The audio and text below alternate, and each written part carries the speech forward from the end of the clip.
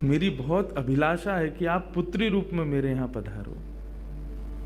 ठाकुर जी बोले इतना साधारण नहीं है हमको प्राप्त करना, पुत्र रूप में प्राप्त करना फिर भी साधारण होगा, लेकिन पुत्री भाव में ये तो असाधारण है।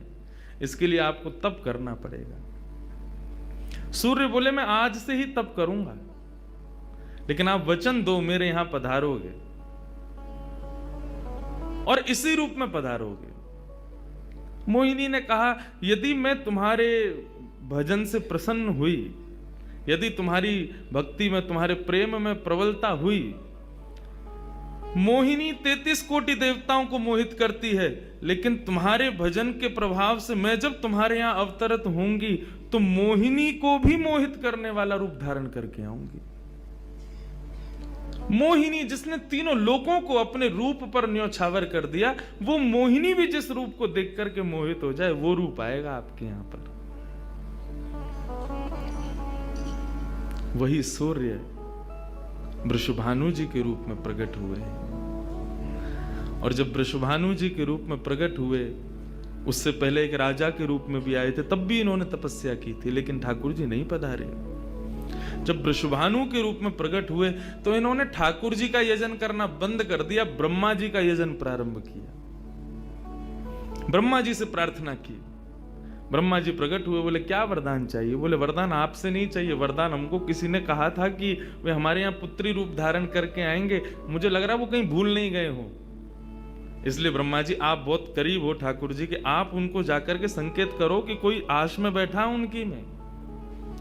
जब से मोहिनी स्वरूप देखा तब से हम पागल हुए फिर रहे हैं। 33 कोटि देवताओं के मन में यही आता है कब प्रकट होंगी दोबारा। कृपा करो, आप प्रार्थना करो कि वो पधारें। ब्रह्मा जी बोले आपके भजन में इतनी सामर्थ्य है कि ठाकुर जी मना नहीं कर सकते। बोले तो फिर मुझे विश्वास के लिए कुछ तो कह करके जाओ। ब्रह्मा जी बोले मेरी जिम्मेवारी बन जाए, इसलिए चलो इस पर्वत के रूप में मैं विराज जाता हूं। और बरसाना पर्वत के रूप में श्री ब्रह्मा जी विराज गए। ठाकुर जी आएंगे, मैं जिम्मेवारी लेता हूं, इसलिए मैं ही पर्वत बन के बैठा हूं। ब्रह्मा जी ने जाकर के प्रार्थना की। ठाकुर जी बोले मैं तो सच में ही भूल गया था कि मुझे जाना है। बोले भगवान वो बहुत प्रतीक्षा कर रहे हैं आपकी। वृषभानु जी का भजन कैसा बताया। वृषभानु जी की एक ही इच्छा है कि मेरे पास जो पुत्री रूप ठाकुर जी का आवे, ठाकुर जी मोहिनी बनकर के आए तो 33 कोटि देवताओं के हृदय में ठाकुर जी के प्रति वात्सल्य भाव प्रकट नहीं हुआ, प्रेम भाव प्रकट नहीं हुआ, कुछ और ही भाव था उन देवताओं का। वृषभानु जी कह रहे हैं कि मैं ऐसी पुत्री पाना चाहता हूं जिसको देख करके काम नष्ट हो जाए, काम का भी मर्दन हो जाए, सामने वाले के हृदय में एक दिव्य प्रेम प्रकट हो, निष्काम प्रेम, अनकंडीशनल लव किसे कहते हैं, इसका प्रसाद पूरी दुनिया को देने वाली ऐसी पुत्री मेरे घर पधारे। स्वार्थ सिद्ध प्रेम सब करना जानते हैं, लेकिन निस्वार्थ प्रेम किसे कहते हैं, वो ठाकुर जी का वो शक्ति स्वरूप ही सबको बता सकता है। ब्रह्मा जी की प्रार्थना हुई ठाकुर जी से। ठाकुर जी अपने वैकुंठ में विचरण कर रहे हैं, विचार कर रहे हैं कैसे करूं, नंद यशोदा के यहाँ भी जाना है, देवकी वसुदेव के यहाँ भी पुत्र बनना है, पहले से ही 4 मम्मी पापा हैं हमारे, अभी 2 मम्मी पापा और कैसे बनाऊं, 6 माता पिता। तब ठाकुर जी विचरण कर रहे थे, तभी एक खंभ में मणि, उस मणि में ठाकुर जी ने अपना प्रतिबिंब देखा। ठाकुर जी अपना प्रतिबिंब नहीं देखते, क्यों? बहुत कम देखते हैं। जब श्रृंगार आरती होती है लाल जी की, तभी इनको प्रतिबिंब दिखाते हैं, और उस प्रतिबिंब में भी इतने इतराते हैं महाराज, उसमें भी स्वयं को देख करके खुश हो जाते हैं, वाह मैं कितना प्यारा लग रहा हूं। अपना प्रतिबिंब ठाकुर जी इसलिए नहीं देखते क्योंकि स्वयं ठाकुर जी मोहित हो जाते हैं खुद ही पर। जैसे ही ठाकुर जी ने स्वयं का प्रतिबिंब देखा, प्रतिबिंब देख के आगे बढ़े, लेकिन ठाकुर जी मन में विचार करने लगे मुझे सबके स्वभाव प्रिय हैं, लेकिन अपना यदि देखूं तो अपना प्रतिबिंब बहुत प्रिय है। जब स्वयं को देखता हूं प्रतिबिंब में तो ऐसा लगता है कि मानो जो सबको मोहित कर रहा है वो स्वयं को जब देखे तो खुद भी मोहित हो रहा है, क्योंकि प्रतिबिंब कभी झूठ नहीं बोलता। प्रतिबिंब का ये स्वभाव है, आप जैसे हो वैसा आपको दिखाता है।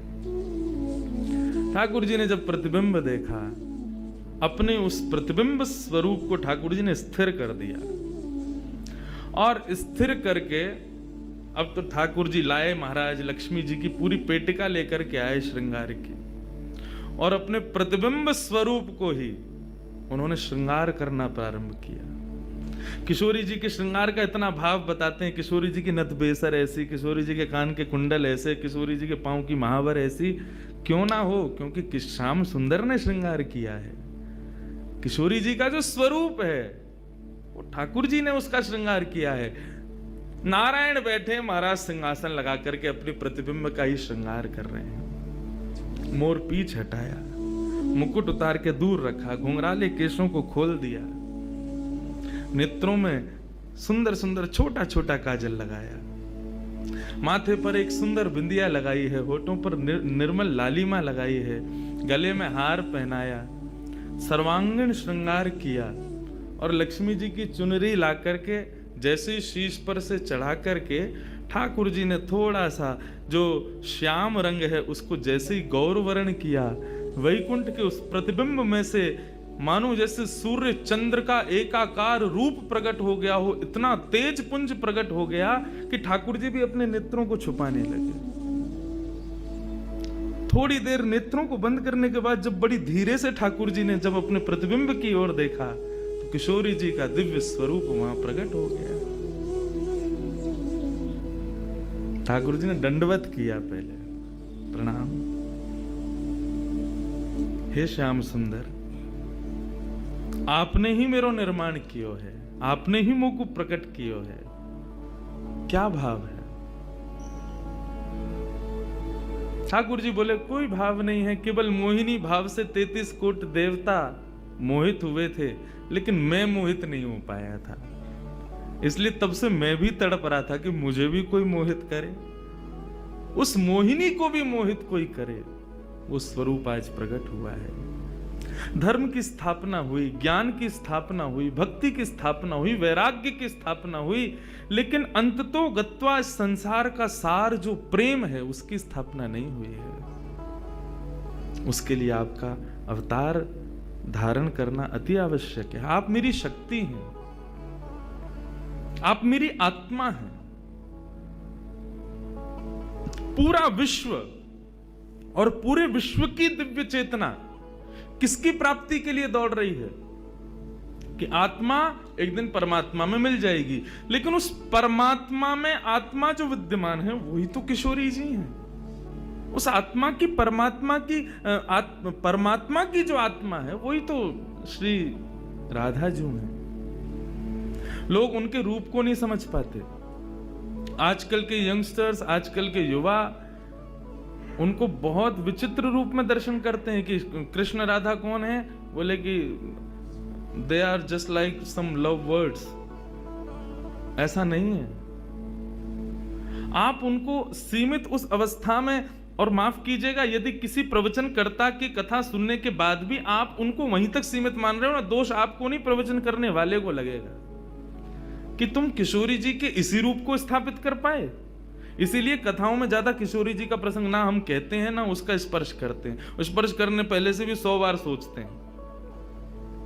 यहां आने से पहले भी मुझे कई आचार्यों ने संपर्क किया कि वहां आप किस विषय को लेकर के जाएंगे, आप गर्ग संहिता पर कहेंगे या किशोरी जी के किस भाव को वहां पर प्रस्तुत करने वाले। मैंने कहा देखो, हम बस बोलेंगे जो निकल जाए मुंह से, जिसका जो भाव ठाकुर जी स्वीकार कर लें बस, लेकिन भाव ये रखेंगे ठाकुर जी विराज गए हैं कि कोई अनधिकारी इस भाव को सुनकर के अपने मन में कोई दुर्भाव ना प्रकट करे। ब्रजवासी बहुत डरते हैं किशोरी जी के भाव को कहने में, क्योंकि जब सामने वाले से प्रत्युत्तर के रूप में कुछ विलग ही सुनने को मिलता है तो बहुत कष्ट होता है हृदय को कि तुमने किशोरी जी को क्या समझा, वो क्या है और तुमने उनके किस रूप को जाना। वो ठाकुर जी का ही प्रतिबिंब स्वरूप है, ठाकुर जी का ही आत्मा स्वरूप है। और एक बात कहूं, प्रतिबिंब से और आत्मा से प्रेम किया जा सकता है, ब्याह नहीं किया जा सकता।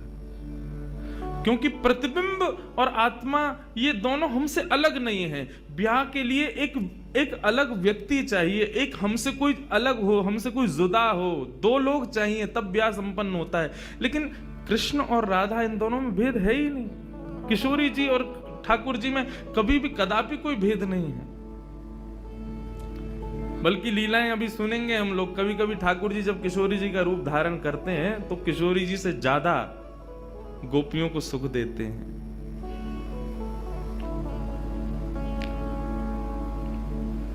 ऐसा भाव किशोरी जी से प्रार्थना की ठाकुर जी ने कि आप पधारो और प्रेम की स्थापना के लिए आप भूमंडल पर सूर्य के ही अवतार वृषभानु जी के यहां पर आप अवतरित हो। तब किशोरी जी ठाकुर जी की बात मान करके और वृषभानु और कीर्ति के यहां पर अवतरित होती हैं। किशोरी जी का जब अवतार हुआ, जब अवतरण हुआ, कब हुआ? सुबह के 4:40 पर। ठाकुर जी के जितने भी अवतार हुए या तो दिन में 12 बजे हुए या रात में 12 बजे हुए, लेकिन किशोरी जी का अवतरण भोर में ब्रह्म मुहूर्त में सुबह 4:40 पर हुआ। क्यों? बोले राम कृष्ण आदि जितने भी ठाकुर जी के अवतार हैं राक्षसों के वध के लिए आते हैं, तो या तो सूर्य की तेज ताप में उनका जन्म होता है, मानो वे प्रकाश स्वरूप हैं ऐसा भाव बताते हैं, या रात्रि में 12 बजे होते हैं, वो इसलिए होते हैं, वो मानो ऐसा भाव रखते हैं कि चंद्रमा अंधेरे को दूर करता है, वो ज्ञान का प्रकाश है, वो ज्ञान है, उससे अंधेरा दूर होता है। तो ठाकुर जी रात्रि प्रकट होकर के ऐसा भाव रखते हैं कि काले निशा, काला ज्ञान जितना भी है धरती पर, उसको दूर करने के लिए हम पधारे हैं। लेकिन किशोरी जी का जो अवतरण है वो 4:40 ब्रह्म मुहूर्त में होता है। उसका क्या भाव है? बोले 4:40 ब्रह्म मुहूर्त के बाद सूर्य प्रकट होना प्रारंभ होते हैं। मतलब सारे मंगल कार्य ब्रह्म मुहूर्त में होते हैं। चिड़ियाओं का चहकना, कई पुष्पों का प्रकट हो जाना, मानव के मस्तिष्क में आज मुझे क्या करना है, वो दिव्य चेतना का प्रादुर्भाव होना, ये सब कुछ सुबह ब्रह्म मुहूर्त से प्रारंभ होता है। और सबसे बड़ी बात, सूर्य प्रकट होते हैं, धीरे धीरे धीरे धीरे अंधेरे को दूर करते हैं और धीरे धीरे धीरे गतिमान होते हैं 12 बजे तक। तो किशोरी जी का प्रादुर्भाव ब्रह्म मुहूर्त में हुआ, इसका ऐसा भाव बताते हैं कि मानो वो प्रेम जिस प्रकार प्रादुर्भाव से लेकर के और आगे के गंतव्य तक नित्य प्रति बढ़ता रहे, उसका वर्धन हो, वर्धन करने के भाव से किशोरी जी ब्रह्म मुहूर्त में पधारी। क्योंकि वर्धन होना ही एक नवीन दिन का ब्रह्म मुहूर्त से प्रारंभ होता है। ऐसे ही प्रेम का वर्धन, भक्ति का वर्धन, भाव का वर्धन, उन सब का वर्धन करने का प्रतीक है किशोरी जी, इसलिए ब्रह्म मुहूर्त में जन्मी है। किशोरी जी का प्रादुर्भाव हुआ, पूरे बरसाना में आनंद उत्सव मनाया गया, सब नाच रहे हैं, गा रहे हैं, आनंद मना रहे हैं। नंद बाबा भी आए, यशोदा जी भी आई हैं, उन्होंने भी आकर के वृषभानु जी को बधाई दी है। सब कुछ हुआ, लेकिन किशोरी जी के प्रादुर्भाव में एक वैचित्र था। क्या? दिन बीत गए,